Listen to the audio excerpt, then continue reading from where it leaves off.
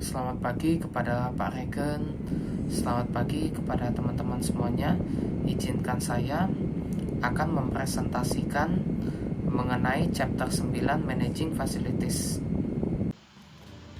Selamat pagi Pak Regen dan teman-teman semua. Pada slide introduction, di mana slide introduction ini berbicara pada setiap proses pengelolaan fasilitas dan akomodasi di kapal pesiar, termasuk di cabin, area publik, area kru, dan area deck memiliki beberapa aspek penting seperti administrasi, manajemen, aspek desain, rutinitas, dan jadwal, serta isu lingkungan. Nah, jadi semuanya itu berhubungan bagaimana para kru yang ikut berpartisipasi dalam hal melayani para penumpang di kapal pesiar.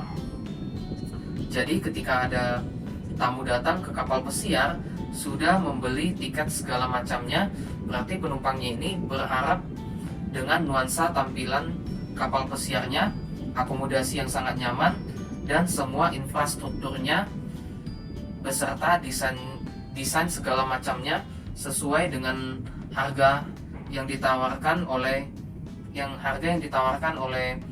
pihak perusahaan kapal pesiar kepada tamunya. Misalkan nih, tamunya ingin berwisata kapal pesiar dan menyewa kapal pesiar yang sekelas bintang 3, pastinya tentunya dong pengennya harganya juga sama dong dengan nuansanya gitu, supaya tamunya juga dapat menikmati berbagai ornamen yang ada di kapal pesiar tersebut gitu, dengan berdasarkan harganya juga gitu. Kan tidak mungkin tamunya apabila ingin berwisata di kapal pesiar kelas bintang 3, tidak mungkin juga harganya sama dengan harga yang ada di kapal pesiar kelas bintang 5 gitu. Pastinya tamunya nanti tidak akan mau untuk berkunjung ke wisata kapal pesiar ini gitu. Jadi dengan begitu dapat dipromosikan juga melalui masuk iklan, maka hasilnya memberikan review dan pengalaman yang baik beserta kesan-kesannya gitu ketika berwisata di kapal pesiar gitu. Nah, yang kedua ada manajemen pendapatan hasil. Nah, dalam sebuah manajemen pendapatan itu terjadi pada setiap proses industri yang mana memastikan operasional dalam hal strategi penjualan supaya dapat berjalan secara efektif sehingga menghasilkan yang terbaik. Dengan manajemen pendapatan, maka dengan kebijakan yang keluar harus memberikan dampak yang benar-benar signifikan untuk keuntungannya gitu. Kenapa? Itulah kenapa sebabnya konstruksi dan setiap implementasi berkaitan dengan penentuan harga dan kualitas produknya gitu, serta hasil dari prediksi segmen pasar, pembeli atau pelanggan yang akan selalu mengarah ke optimasi pendapatan gitu. Jadi manajemen pendapatan ini bagaimana orang yang dapat mengoptimalkan sedemikian rupa tentang fasilitas infrastrukturnya yang ada dengan harganya yang dapat memaksimalkan pendapatannya gitu. Jadi contoh mendukung manajemen fasilitasnya tadi misalkan seperti di slide introduction itu mengatakan, misalkan nih kapal pesiarnya bintang 3, kelas bintang 3 gitu. Berarti ornamen kapal pesiarnya juga seperti kelas bintang 3 gitu. Harganya disesuaikan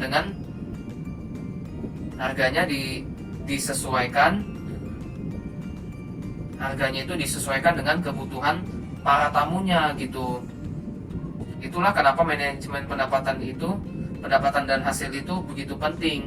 Jadi dia itu memastikan bahwa setiap perjalanan dan waktunya itu sudah diperkirakan dan dirancang dengan baik berdasarkan strategi yang mapan gitu, supaya tidak terjadinya kerugian gitu. Selanjutnya, biaya penjualan dan pasar. Nah, bisnis kapal pesiar ini merupakan suatu investasi yang berat dalam hal kapal itu sendiri, mulai dari perlengkapan, aspek teknis, operasionalnya, pemeliharaan kapal, beserta unsur elemen tenaga kerja yang terlibat dalam hal menyediakan layanan di atas kapal. Nah, jadi setelah beroperasi itu sulit untuk menyesuaikan kapasitas kapal pesiarnya gitu. Nah, artinya menyesuaikan kapasitas ini istilahnya berapa ukuran yang dapat menampung penumpangnya gitu, berapa jumlah penumpang yang bisa diangkut oleh kapal pesiar, misalnya kapal pesiar kelas bintang 3 gitu. Dan juga tidak hanya penumpangnya saja tetapi barang gitu. Nah, sehingga faktor yang terjadi itu adalah faktor kritisnya. Nah, di mana faktor kritisnya itu untuk memastikan kapal berlayar dengan kapasitas penuh atau mendekati kapasitas yang penuh dan dapat dicapai gitu. Namun juga dapat dilihat dari faktor biayanya. Biayanya itu biaya apa saja? Biaya penambahan penumpang ekstra yang dapat mengurangi kapasitas yang tidak terpakai, sehingga secara relatif biayanya itu murah. Maka dari itu perusahaan pelayaran dapat melihat harga jualnya itu secara aktual dengan pikiran terbuka gitu. Pikiran terbuka ini dalam artian itu istilahnya menguntungkan bagi perusahaan kapal pesiarnya gitu, guna menjual inventaris secepat mungkin gitu. Jadi sehingga mereka tuh bisa mendapatkan akses awal ke uang penumpangnya atau lebih dikenal dengan sebutan deposito gitu. Lalu yang kedua, memastikan permintaan pada tahap awal gitu, sehingga dapat merumuskan strategi yang kuat gitu untuk menangani dan memaksimalkan hasilnya gitu. Yang ketiga, membuat keputusan untuk memastikan pola permintaan yang diharapkan dan tidak terganggunya oleh seiring berlalunya waktu dengan semakin dekatnya tanggal untuk berwisata ke kapal pesiar gitu. Nah, berikutnya itu pada slide selanjutnya, manajemen pendapatan dan hasil harus membuat keputusan seperti yang tertulis pada slide ini. Ada parameter dari pasar dan perilaku penumpang kapal pesiar. Yang kedua, melakukan riset terlebih dahulu untuk target pada hari tertentu, seperti misalnya pada hari libur atau perayaan lainnya gitu. Misalnya kayak melakukan diskon gitu. Tentunya kan pada saat hari libur atau perayaan lainnya kan ada melakukan promosi secara diskon gitu. Diskonnya itu juga dibatasi dengan waktu gitu. Lalu yang ketiga, mengatur untuk setiap daftar permintaan dan pola pemesanannya gitu. Yang ketiga, pengetahuan harganya gitu, berupa tarif pesaing atau kisaran tarifnya gitu. Nah, selanjutnya, selain keputusan terhadap kebijakan, ada hal yang lain yang lebih perlu diperhatikan lagi, seperti fitur berikut ini. Nah, yang pertama itu membuat daftar harga yang jelas supaya calon penumpangnya tidak akan mengalami kebingungan. Lalu yang kedua itu, semua sistem manajemen pendapatan dan hasil akan bergantung pada manajer hasil yang mana mempunyai info akan persediaan, contohnya melalui sistem distribusi yang harus dapat diandalkan gitu. Lalu manajemen pendapatan harus dapat melakukan secara observasi dan memprediksi seperti tentang pelanggan, pola pemesanan, pembatalan, faktor pasokan, dan penilaian pasar. Nah, manajemen pendapatan ini perlu dapat memberikan keputusan strategis yang mana bisa memperhitungkan skenario alternatifnya gitu. Pada bagian terakhirnya, manajemen pendapatan juga harus bisa bekerja sama dengan tim supaya mendapatkan hasil yang terbaik, seperti contohnya menggunakan perangkat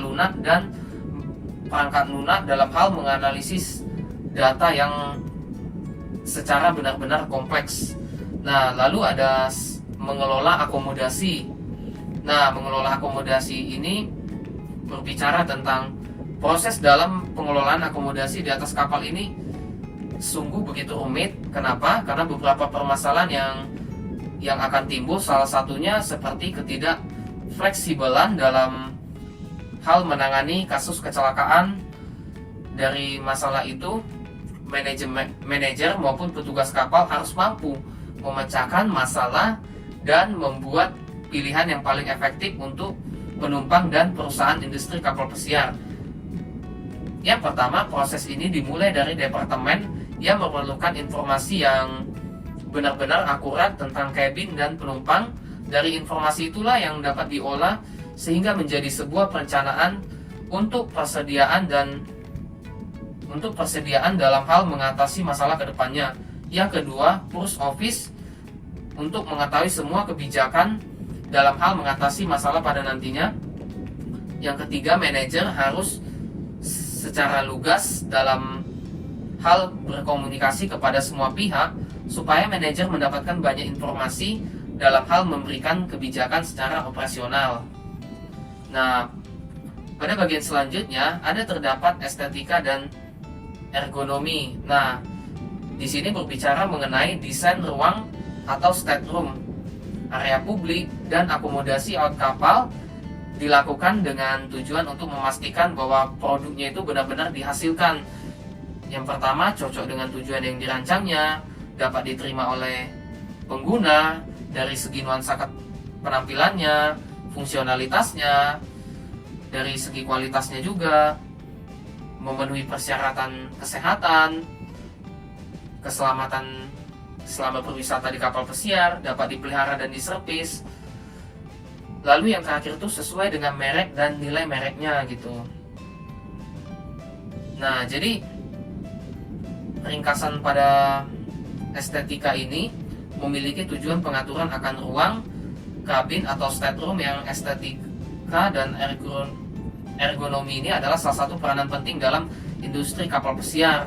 Nah, maka dari itu semua aspek perabotan, perlengkapan, pencahayaan, dekorasi, kualitas udara itu merupakan produk yang dibutuhkan oleh penumpang dan awak kapal supaya mudah untuk beroperasi.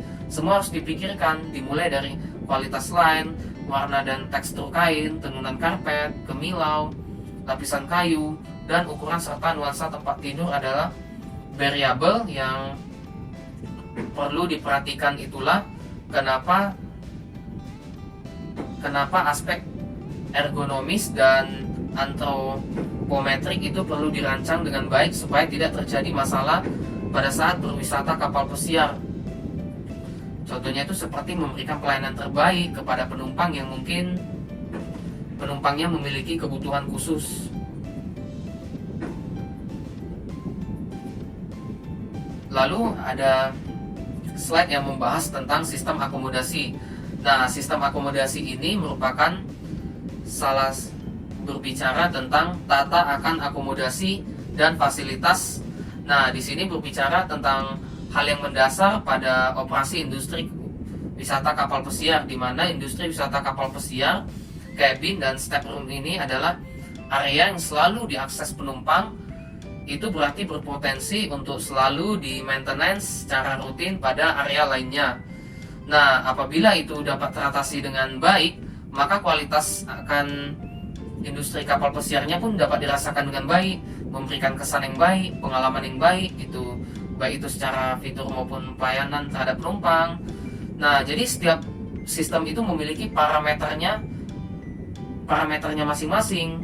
Contohnya housekeeping. Housekeeping ini memiliki tugas untuk memastikan setiap kamar yang siap ditempati atau digunakan, atau pekerjaan pelayanan kabin yang butuh perhatian secara detail dan menuntut fisik untuk penanganan beserta pengangkutannya gitu.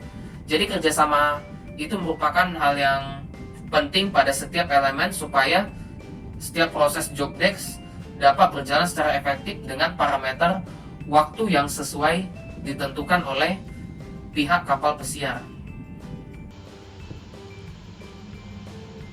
Saya Cynthia yang akan melanjutkan presentasi rekan teman saya Paru tentang jadwal dan rutinitas kerja.